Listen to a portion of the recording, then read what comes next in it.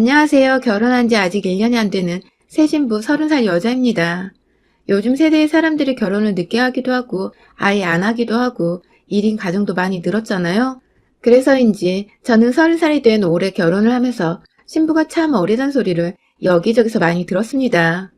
결혼을 한다고 했을 때 주변 지인들은 직장은 어쩌냐, 앞으로 일은 어쩌냐며 왜 그리 일찍 결혼하냐는 소리를 한마디씩 했고, 결혼을 하고 나니 사촌들이나 특히 남편 쪽 시가 어른들께서 참 어린 신부가 들어왔다며 저를 애마냥 대하셨어요. 정말 결혼이란 게 뭔지도 잘 모르고 그저 남편한테 홀라당 빠져서 결혼을 하고자 했을 때에는 이게 그저 좋은 소리인 줄 알았습니다. 30이라고 해서 나이가 먹을 만큼 먹은 다 큰 어른인 줄 알았는데 절 여전히 할 수 있는 것이 많고 꿈도 꿀 수 있는 어린 사람으로 봐주는 주변 사람들과 어른들 앞에서 괜히 오랜만에 예쁨 받을 수 있는 어린애가 되어버린 것 같아서 내심 즐거웠었거든요. 남편이랑 나이 차이가 5살이 나기도 했고 그래서 더욱 제가 남편에 비해 어려 보여 어린 신부 같은 이미지를 풍기는가 싶어서 괜히 어깨가 들썩이기도 했어요. 철딱서니가 없었던 것이죠. 그런데 결혼을 하고 나니 이건 완전 칭찬이 아니라 욕이자 암묵적인 경고였더라고요.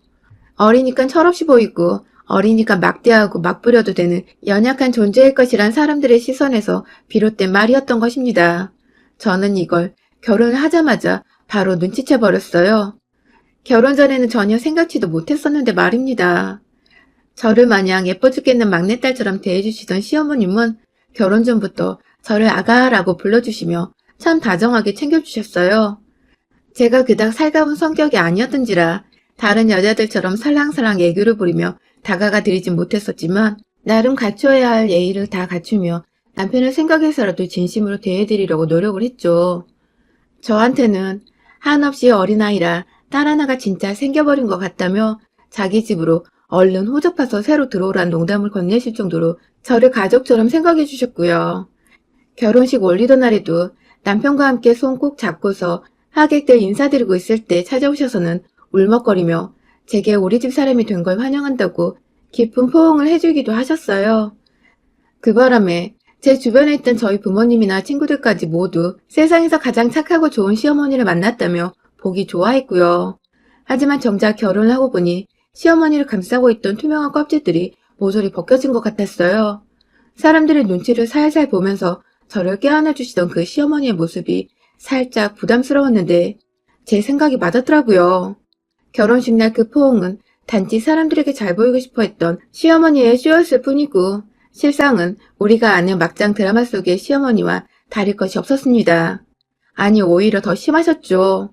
남들의 눈치와 시선을 얼마나 신경을 쓰시는지 시어머니께서는 늘 남의 입에 오르락 내리락 하는 것을 반기거나 욕하시며 그에 따라 기분이 좌지우지 되곤 하셨어요. 저희 부부가 처음 3달 동안은 저희 친정에서 잠시 처가살이를 했습니다. 살고자 하는 신혼집으로 이사가려는 날짜가 전주인과 잘 협상이 되질 않아서 시간적인 손해를 좀 보더라도 저희가 친정에서 기다렸다가 이사를 들어가기로 했죠. 그 집이 참 시중보다 저렴하기도 했었고 무엇보다 저희 2사람의 직장에 가깝고 또 인근 주변에 유명한 거리도 있어서 저희 같은 젊은 부부의 생활 반경에 아주 적합한 것들로 가득 찬 곳이었거든요. 이사날이 안 맞는다고 집을 놓쳐버리는 건 좀 아닌 것 같아서 기다려 보기로 한 것이었죠. 그간 친정엄마가 저희 부부 신경을 써주며 특별히 새 친구와 가구들로 신혼방을 꾸며주셨어요. 그 덕에 저뿐만 아니라 저희 남편도 새 집에서 새롭게 시작하는 기분이 들긴 든다면서 무척 흡족해 했었죠. 어차피 하루 종일 바쁘게 밖에서 일하며 시간을 보내다가 저녁이 되어서야 집에 들어오는 거였어서 딱히 저희 부모님을 불편해하지도 않았고 저한테 남동생이 하나 있는데 연애 때부터 워낙 제 남동생과 함께 농구도 하고 맥주도 마시며 호용호제하던 사이였던지라 집에서 편하게 TV 보고 술 마시며 오히려 더 즐거워했습니다. 저희 엄마가 부담 주기 싫어서 일부러 안방에서 TV를 보고 잘 안 나오려고 하시니 본인이 직접 엄마를 데려 나와서는 함께 야식도 시켜 먹고 비위도 맞춰주며 나름 저희 가족들과 가까이 잘 지내줬어요. 그런데 이게 이런 모습을 잘 모르던 시어머니께는 그저 나쁜 것들만을 상상하게 되는 원인이 되었나 보더라고요. 시어머니는 매일같이 전화를 하셨습니다. 아니 연애 때도 안 그러던 전화 독촉을 하시면서 제가 집에 뻔히 있는 줄 아시는 시간에 우리 애는 뭐하고 있니? 하면서 남편의 안부를 물어보시더군요. 바로 자기 아들한테 전화를 하시면 될 것을 굳이 저한테 한 달이 걸쳐 전화를 하셔서는 제 안부를 묻는 것도 아니고 본인 아들 안부를 물으며 아들이 설령 그 집에서 저희 엄마한테 구박을 받고 있진 않을까 하는 걱정을 뻔하게 내비치셨어요. 전화를 자꾸 거는 의중이 파악되자 저도 슬슬 짜증이 밀려왔지만 신혼 초부터 어느 미친 며느리가 시어머니와 트러블을 만들고 싶겠나요? 그래서 그냥 아무렇지 않은 척 남편은 잘 있다고, 잘 먹고 잘 싸고 잘 자고 있으니 걱정 붙들어 매시라고 웃으면서 대화를 마무리 지었죠. 자기 아들 잘 있다는 소리만 들으면 본인 할 말 다 끝났다고 전화를 끊는 분이어서 굳이 아양을 떨며 비비를 맞춰드릴 일은 다행히 없었습니다.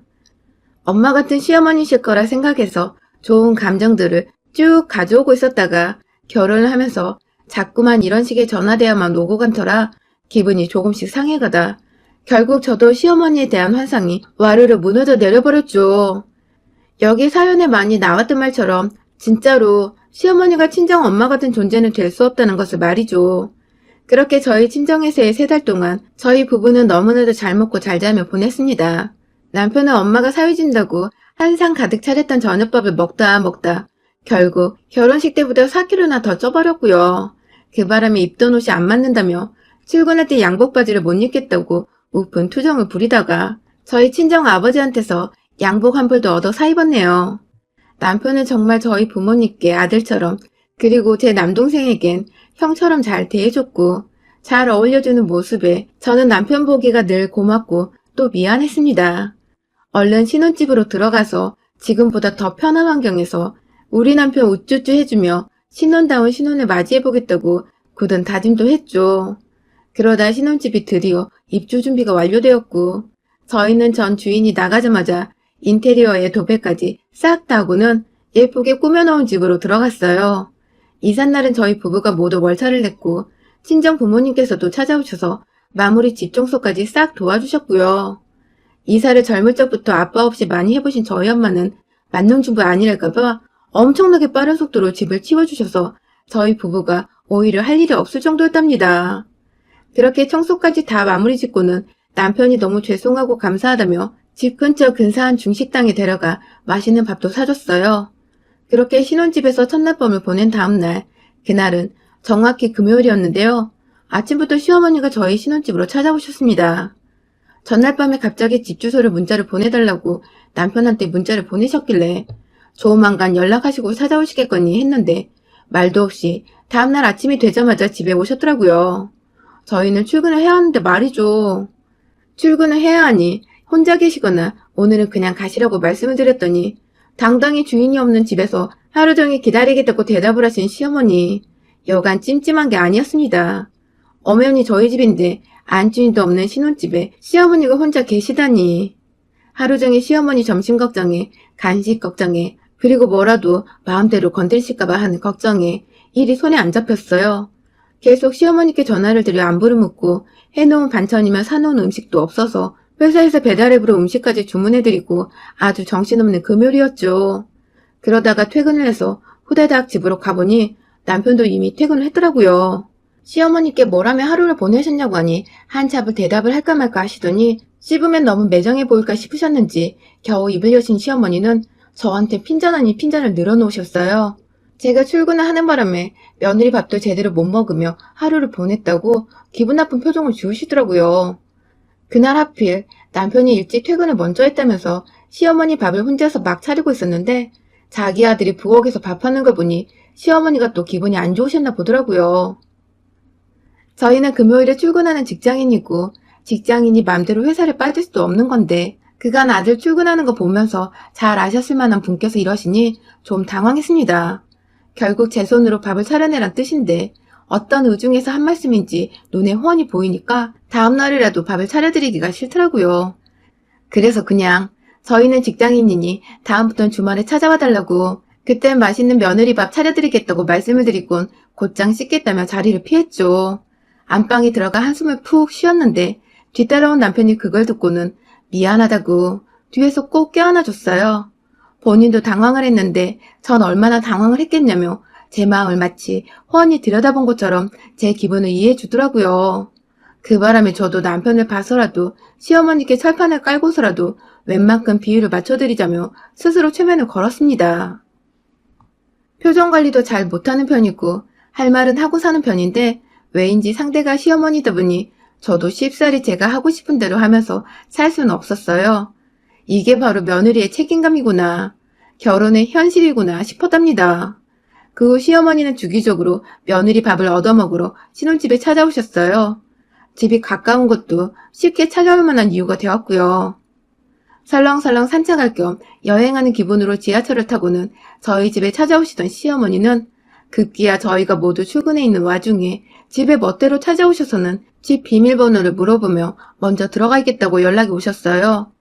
집에 이미 도착을 해서는 어디 갈 곳도 없이 현관문에 서 있다고 하시니 저희가 비밀번호 안 가르쳐주고 별 수 있나요?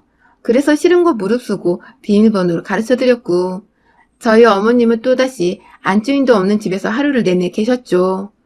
뭐라고 계셨을지는 잘 모르지만 제가 회사에서 내내 어머님 걱정에 안부 연락을 드리고 또 배달 음식을 시켜드리거나 냉장고 음식 가르쳐드리면서 신경을 썼다는 것만은 분명히 기억이 나네요.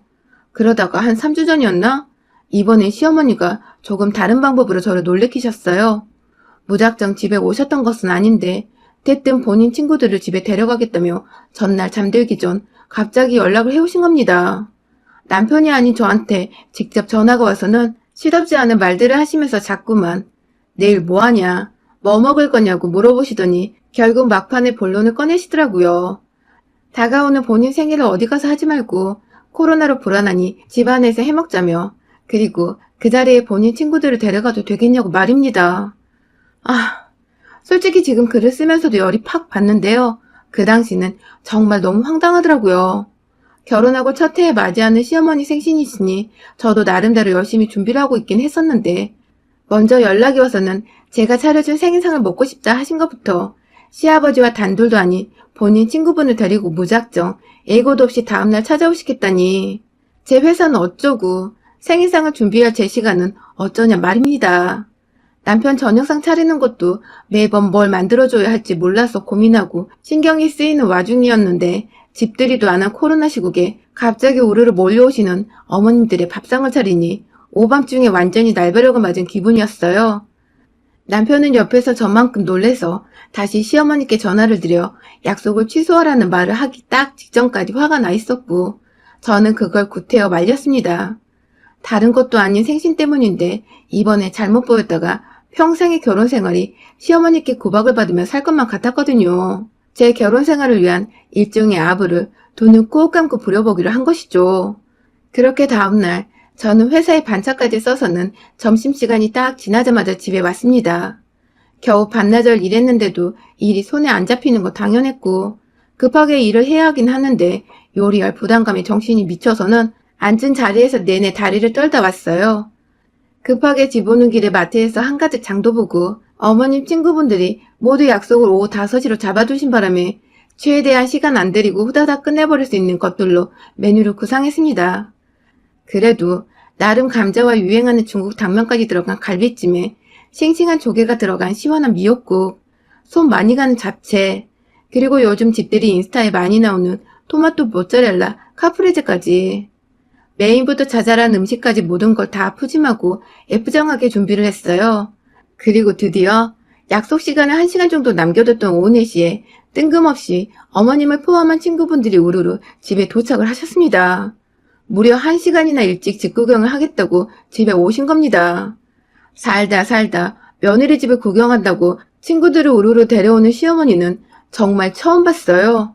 한 4~5명이라더니 어머님을 포함해 총 8분의 동네 친구분들이 저희 집에 오셨고 그분들은 제 허락도 없이 안방을 오고 가며 침실 구경도 하고 침대가 좋나 누워보기도 하시고 심지어 오는 길에 개똥을 밟아버렸다며 화장실로 신발을 들고 가셔서는 바닥에서 신발창에 묻은 개똥을 닦으신 친구분도 계셨어요.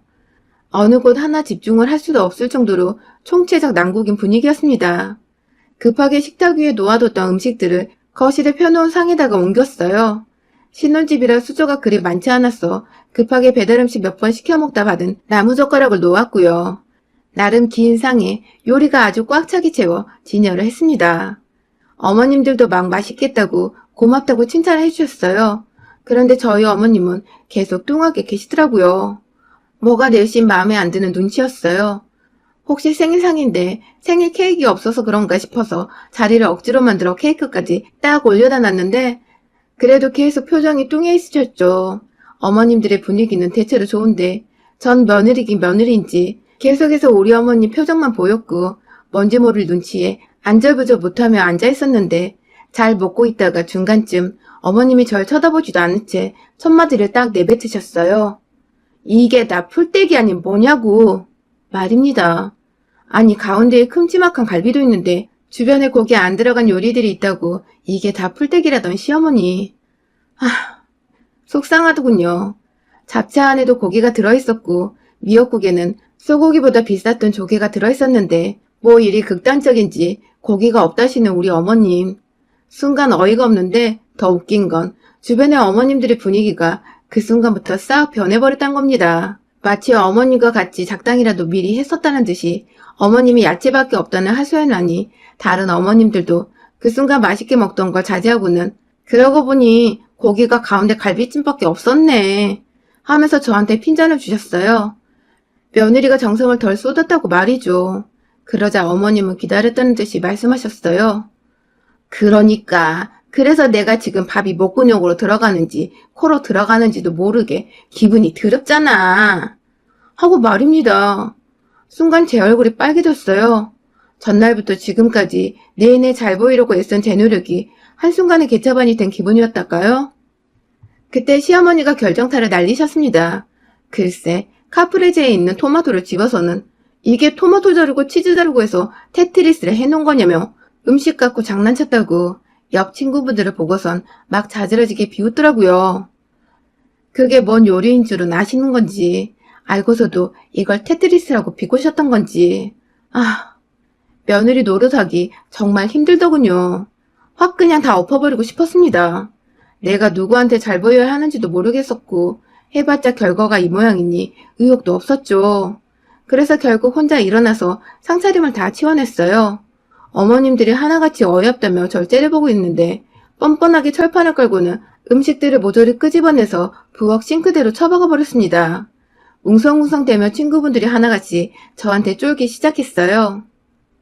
어머님 따라와서는 집에서 진상짓도 하고 제 기를 죽여보려고 오셨다가 며느리가 예상치 못하게 세게 나와 당황하신 듯 했습니다. 저는 오히려 그런 시선들을 즐기며 보란듯이 시어머니 상차림들을 모조리 싱크대에 버려버렸고 마지막에 생일 케이크를 참아 시어머니 면상에 던지지 못해 부엌으로 들고 가다가 9시 하면서 괜히 혼자 성질을 부려보다 바닥에 확 내리꽂았어요. 진짜 사방으로 생크림을 와장창 튀겨버렸고 심지어 거실에 놓여진 상 바로 옆까지 생크림이 파편 터지듯 퍼져선 떨어져 있었어요. 제가 마치 중고생들 일진처럼 껄렁껄렁한 태도로 입에선 욕만 안 나왔을 뿐 생일잔치를 아주 개판으로 만들어버린 거죠. 자기 생일 케이크 초도 못 불었는데 그걸 며느리란 애가 바닥에 내팽겨 던져버리자 우리 시어머니는 진짜로 벙찌도 못해 겁을 먹으셨더군요. 괜히 친구들 앞에서 시어머니 노릇한다고 더 발광하시니 제게 저거 아주 도르년이네 하며 결국 욕을 하셨어요. 아주 걸쭉하게 말입니다.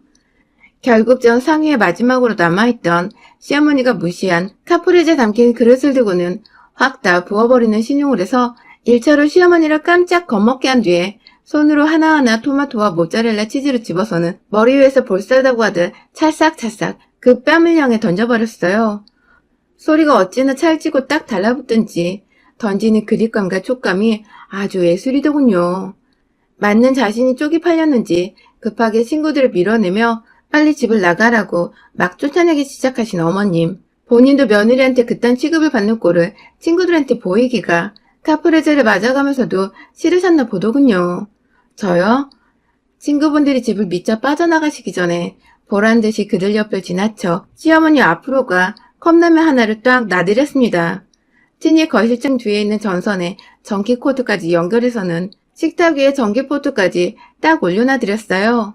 생일인데 고기 반찬 없어서 속상하셨냐며 마침 집에 있던 우육탕 큰 사발 드시며 고기 맛 좀 느껴보라고 약을 올려드린 것이죠.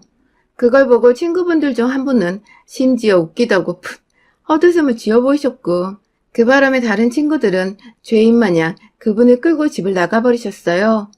가만히 겁먹고 얼어붙어서 망구석처럼 자리에 앉아 계시던 시어머니는 조용히 자리에서 일어나 얼굴을 닦으며 집을 나가셨어요. 신발 신는 시어머니께 저는 다시 한번 쐐기를 박아드렸습니다. 며느리한테 얻고 싶은 것이 있으면 최소한의 예의는 지키며 얻을 거 얻으시라고 말입니다. 그로부터 지금까지 우리 시어머님은 흔히 찾아오시던 발걸음도 끊으신 채 온전히 잠수를 타시며 계십니다. 남편한테도 겁먹고 연락을 못하고 계신 건지, 남편은 제가 그날 무슨 소동을 벌였는지 일도 감을 못 잡고 있고, 그 덕에 전 사실 신혼집에서 신혼다운 기분을 다시금 만끽하면서 회사에서도 제 일에 집중만 한 채 잘 지내보고 있는 중이고요. 며느리한테 쫄아버린 시어머니를 나중에 다시 어떻게 만나야 하나 좀 껄끄럽긴 한데, 제가 쫄은 게 아니라 시어머니가 쫄아서 잠수를 타신 거니 끝까지 뻔뻔하게 고개 들고 인사드리면 될 것 같아서 그리 크게 신경 쓰이진 않습니다. 센 며느리 노릇하는 것도 은근히 나쁘지 않네요.